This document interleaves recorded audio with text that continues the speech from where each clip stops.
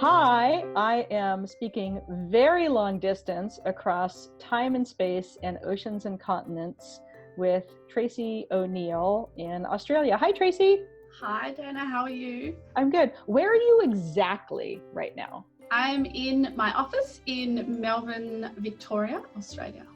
Melbourne, yay. I'm in the Olivia Newton-John Cancer Wellness and Research Centre, which is part of Austin Health, the health service I work for. Yay, wonderful. And we're having you contribute to our Tuesday tips, Priceless advice for leaders of volunteers with leaders of volunteers. What is your Tuesday tip for anyone in our sector around the world? My Tuesday tip is to be really mindful of our language. I think language is a really powerful tool that we can use to help influence, to help engage, to help recognise the work that we do and the work of our volunteers. And I guess that what I love about this tip is people can kind of start where you're at. It was a lesson I learned very early on when almost 20 years ago, one of my volunteers told me, I'm not just a volunteer. And, you know, fair enough. And I think many of us have, I guess, been culprits of using that language. And over the last, I guess, number of years, it's something I've really reflected on. And I think being mindful of anybody saying just a volunteer is kind of one of the first places many of us can start. We can pull people up when we hear them say it. No, they're not just a volunteer. They're not just making a cup of tea. They're not just planting a tree. The impact of the actions and the activities that our volunteers are engaged with actually has significant impact, and it's really important that we don't allow people to minimise that. I think that we need to think about our language around things like my volunteers versus our volunteers. I think it's really a really easy thing for us to ensure that our colleagues and our organisation and our volunteer teams see us as part of one large team who are working towards the same goal. And a really easy way to do that is to not claim a group of people as your own.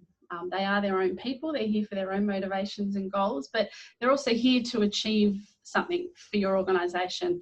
And we can, start by not claiming them as our own, but they are part of our entire organisation.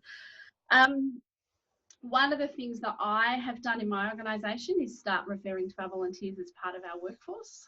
So I don't, when people say, talk about our staff, and I talk about our staff and volunteers. We're part of our entire workforce. I talk about having one of the largest workforces in our organisation. I think behind doctors and nurses, we are the third largest workforce at our organisation.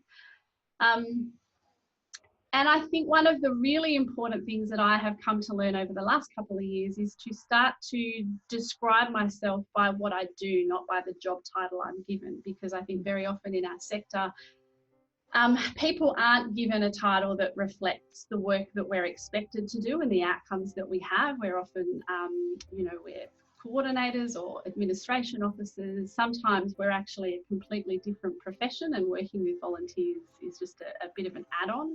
So it's not even reflected in our title. And I think that by describing ourselves as leaders of volunteer engagement is a way that we can really significantly influence the way people see us and what we do. As you say, Dana, we're not cat herders. And we're conductors. Our job isn't to coordinate people. Our job is really to, guide and support and help generate the impact that our volunteers have. It's about engaging them. It's about keeping them connected to our organisation, and it's about all of those things that we do, from the point of marketing and talking about our roles right through to after volunteers have left and everything in between. So my tip is be mindful of your language, realise the impact that it can have on diminishing you and your role, as well as the impact of volunteers, and try to use language that really helps us to elevate both our profession and the understanding that people have of the impact of volunteers. I couldn't agree more. Thanks so much, Tracey. Yeah.